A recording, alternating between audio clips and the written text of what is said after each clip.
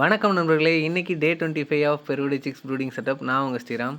இன்றைக்கி காலையில் எழுந்திரிச்சதும் வழக்கம் போல் நம்ம ட்ரிங்கர் ஃபீடர்லாம் க்ளீன் பண்ணுறதுக்கு எடுத்துகிட்ருக்கோம். இப்போலாம் வந்து ஒரு நாள் கூட ட்ரிங்கர் ஃபீடர்லாம் வச்ச இடத்துல இருக்கிறதில்ல, எல்லாத்தையும் தட்டி விட்டுறாங்க.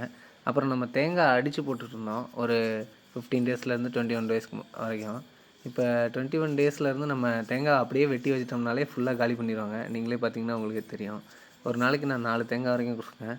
4 தேங்காய் சாப்பிட்றாங்க ஃபுல்லாக. அப்புறம் நேற்று வந்து க்ரீன்ஸ்க்கு வந்து நம்ம வேப்பலை கொடுத்துருந்தோம். வேப்பலை வந்து பாதிக்கு பாதி சாப்பிடுவாங்க, பாதி இது பண்ணிடுவாங்க. ஆனால் வேப்பலை சாப்பிட்டா கோழி குஞ்சுகளுக்கு நோய் எதிர்ப்பு சக்தி அதிகமாகும். அதே போல் வந்து குடல் சுத்தமாகும். செரிமான பிரச்சனையும் எதுவும் வராது. நம்ம டெய்லியும் ஒரு இலை கொடுத்துருந்தோம். இடையில ஒரு 3 நாள் கொடுக்க முடியல.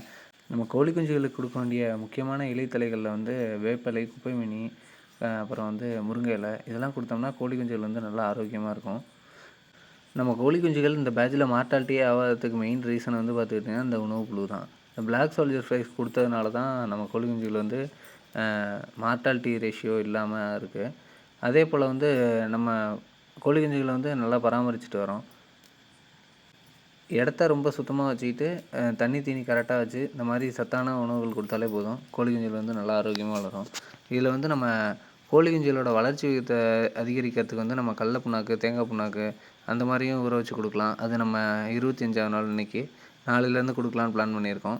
நம்ம வந்து கடந்த 3 நாளாக வந்து பச்சை தண்ணி கொடுத்துருந்தோம். இன்றைக்கி ஏதாவது ஒரு சத்து டானிக் கொடுக்கலான்னு சொல்லிட்டு நம்ம ஆஸ்டவுட் கொடுக்குறோம். ஆஸ்டவுட் வந்து மாடு, ஆடு, கோழி எல்லாத்துக்கும் கொடுப்பாங்க. கோழி குஞ்சுகளுக்கு எதுக்காக கொடுக்குறாங்கன்னு பார்த்தீங்கன்னா, கால் வளர்ச்சி நல்லாயிருக்கும். அதே போல் எலும்பு பிரச்சனை எதுவும் வராது. இதில் வந்து கால்சியம், பாஸ்பரஸ், விட்டமின் D3 இருக்குது.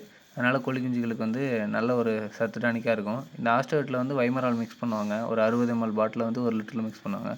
ஸோ இது ஒரு சத்து டானிக். அப்புறம் இந்த ஆஸ்டவுட் ஒரு 20 நாளைக்கு உள்ளே கொடுக்குற மாதிரினா ஒரு லிட்டர் தண்ணிக்கு ஒரு 3 ml கொடுக்கலாம். 20 நாளைக்கு மேலேனா 1 லிட்டர் தண்ணிக்கு 5 ml கொடுக்கலாம்.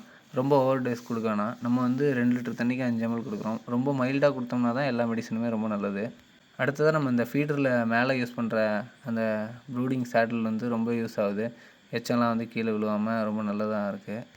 உங்களுக்கும் ப்ரூடிங் செட்டப் பற்றின ஏதாவது டவுட் இருந்தால் கீழே கமெண்ட்ஸ் சொல்லுங்கள். வீடியோ பிடிச்சிருந்தால் ஒரு லைக் கொடுங்க. மறக்காமல் ஸ்ரீராம் பிரைமை ஃபாலோ அண்ட் சப்ஸ்கிரைப் பண்ணிக்கோங்க. நன்றி, வணக்கம்.